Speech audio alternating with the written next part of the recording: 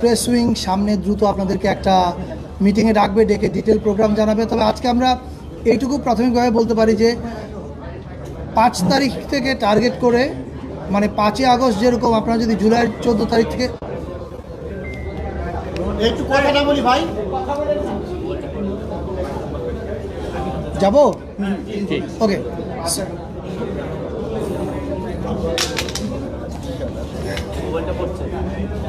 কেউ না পাইলে অন্য কারো কাছে কপি করে ডিস্টার্ব করবেন না। ওকে, নো প্রবলেম।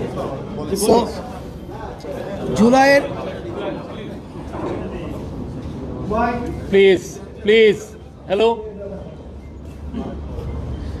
জুলাইয়ের 1 তারিখ থেকে আমাদের কর্মসূচি শুরু হবে, কিন্তু মূল ইভেন্ট কিক অফ হবে জুলাইয়ের 14 তারিখ থেকে এবং এটা চলবে 5 আগস্ট পর্যন্ত। এবং আমাদের এই কর্মসূচির মূল উদ্দেশ্যটা হচ্ছে জুলাইতে যেরকম পুরো বাংলাদেশ এক হয়েছিল, আবার সেই অনুভূতিটাকে ফিরিয়ে আনা।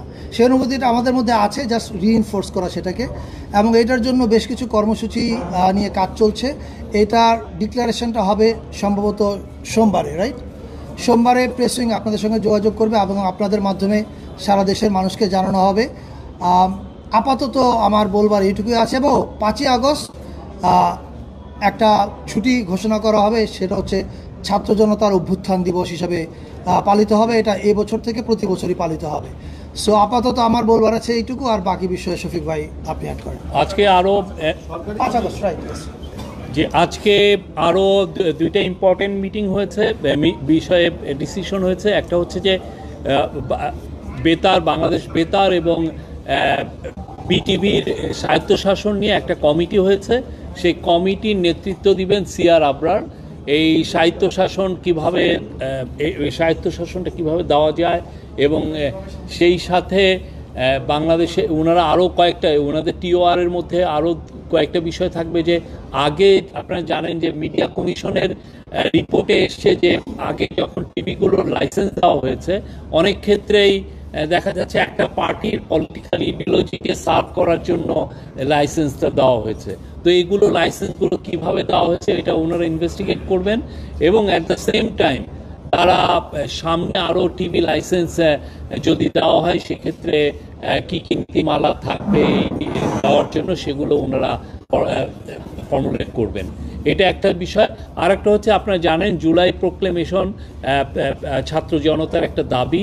তো জুলাই প্রোক্লেমেশনটা যাতে খুব মানে 5ই আগস্টের আগে এটা দেওয়া যায়, সেই জন্য একটা কমিটি করা হয়েছে। এই কমিটির নেতৃত্ব দিবেন হচ্ছে ডক্টর ওয়াহিদুদ্দিন মাহমুদ, আমাদের প্ল্যানিং অ্যাডভাইজার। সেখানে আরও কয়েকজন অ্যাডভাইজার থাকবেন। তো ওনার নেতৃত্বে এনারা কাজ করবেন আমাদের স্টুডেন্টদের সাথে, পলিটিক্যাল পার্টিগুলোর সাথে করে ওনারা একটা জুলাই প্রোক্লেমেশনটা খুব দ্রুত যাতে এটা তৈরি করা যায়, সেই জন্য ওনারা কাজ করবেন। এই দুইটা ছিল আজকের মেজর মিটিং। আরও বেশিরভাগই মূলত জুলাই, যে গত বছর যে জুলাই গণ অভ্যুত্থানে কী কী হয়েছে, এটা কীভাবে রিক্রিয়েট করা যায়, কীভাবে আবার সেই উনি যেটা বললেন সেগুলো নিয়ে মিটিং হচ্ছে। প্রায় 2 ঘন্টার মিটিং, সেখানে 9 জন অ্যাডভাইজার ছিলেন। Thank you. আর ইয়ের ক্ষেত্রে রেডিও টিভির স্বায়ত্তশাসনের এই কমিটি লিড করবেন ডক্টর সিআর আবরার। ভাই, যে 1 জুলাই থেকে 5 আগস্ট পর্যন্ত যে আয়োজন, সেটা কোনো নাম দিয়েছেন কিনা? মানে এগুলো আপনারা যথা সময়ে সোমবারে আমরা টিভি স্টেশন, বিভিন্ন পত্রিকার বড় বড় যারা আছেন তাদেরকে আমরা ডাকবো, তাদের সাথে কথা বলবো। সেখানে আমরা প্রাইমারি একটা ধারণা দিব আমরা কি কি করছি। আমাদের তো প্রোক্লেমেশনের যেটা ডেডলাইন, এটা নিয়ে কাজ হচ্ছে, বাট আমরা চাচ্ছি যে খুব অতি সত্বর এটা তৈরি হবে। এটা নিয়ে আগেও কাজ হয়েছে, কাজ অনেক দূরেও এগিয়ে আছে। তো এটা নিয়ে এখন আরও ওনারা যাতে তাড়াতাড়ি করা যায়, সেই জন্যই ডক্টর ওয়াহিদুদ্দিন মাহমুদের নেতৃত্বে এই কমিটিটা করে দেওয়া হয়েছে।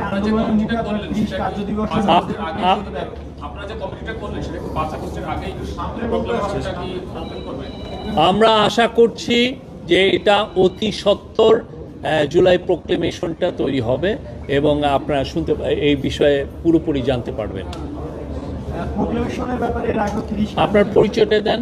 আমি দৈনিক রূপালী বাংলাদেশে জি, এর আগেও আপনি নামটা বলেন। মুস্তাফিজান হ্যাঁ।